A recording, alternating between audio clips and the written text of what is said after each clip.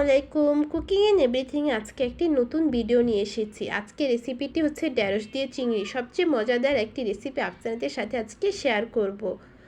ঢেঁড়স খেতে কিন্তু খুবই মজা লাগে, সে সাথে যদি চিংড়ি হয় তার তো কথাই নেই। প্রথমে পেঁয়াজ মরিচের সাথে আদা রসুন লাল মরিচ হলুদ মরিচগুলো দিয়ে দেব। দিয়ে দেওয়ার পর ভালোভাবে নেড়ে চেড়ে নেব। কার কার ভালো লাগে ঢেঁড়স চিংড়ি দিয়ে খেতে? আমার কিন্তু খুবই ভালো লাগে। দুপুরে লাঞ্চের সাথে যদি গরমে এসব সবজিগুলো থাকে, আর যে চিংড়িগুলো ছিল এখন সেগুলো দিয়ে দেব। আপনারাও বাসায় এই রেসিপিটি ট্রাই করবেন, আপনাদেরও খুব ভালো লাগবে। এটি কিন্তু খুবই মজাদার এবং সুস্বাদু একটি রেসিপি।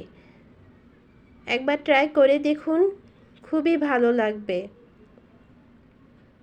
আমার খুবই পছন্দের একটি রেসিপি। আর সবুজ সবুজ ঢেঁড়সগুলো দেখতে খুবই সুন্দর লাগছিল। কালারটাই দেখুন কি সুন্দর একটি কালার এসেছে।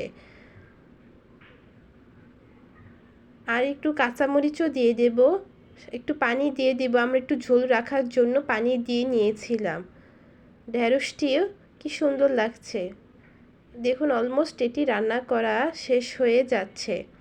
ও কি সুন্দর লাগছে ঢেঁড়সটি দেখতে, খেতেও খুব মজা লাগবে।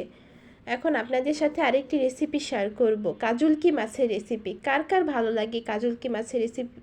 কাজলকি মাছ খেতে আমার কিন্তু খুবই ভালো লাগে। কাজলকি মাছ খুবই সুস্বাদু একটি মাছ। আর যদি এটি চচ্চড়ি করা হয় তার কিন্তু কথাই নেই। এখন আপনাদের সাথে রেসিপিটি শেয়ার করব। প্রথমে পেঁয়াজ মরিচ টমেটোর সাথে সব মশলাগুলো দিয়ে দেব। এবং এখন দেখুন কাজলকি মাছগুলো এত টাটকা ছিল, দেখে লোভ লাগছিল।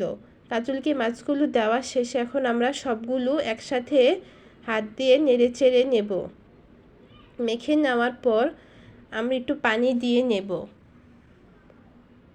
কাজলকি মাছ খেতে কিন্তু খুবই মজা লাগে। এই মাছটিও খুব সুস্বাদু একটি মাছ। দেখুন সব করা শেষ, এখন আমরা এটি চুলায় বসিয়ে দেব। এটা এখন আমাদের অলমোস্ট হয়ে যাচ্ছে। এখন আমরা কাজলকি মাছে অবশ্যই ধনেপাতা দিয়ে দেব। এসব মাছে ধনেপাতা দিলে কিন্তু খুবই মজা লাগে। উফ, কি সুন্দর একটি কালার এসেছে দেখুন। দুপুরের লাঞ্চে কিন্তু এসব খাবার থাকলে আর কিছুই লাগে না। আমাদের এই পেজটি ভালো লাগলে আপনারা অবশ্যই ঘুরে আসবে এবং লাইক এবং শেয়ার করবেন। কাজলকি মাছ আর ঢেঁড়স চিংড়ি খুবই বেস্ট একটি কম্বিনেশন।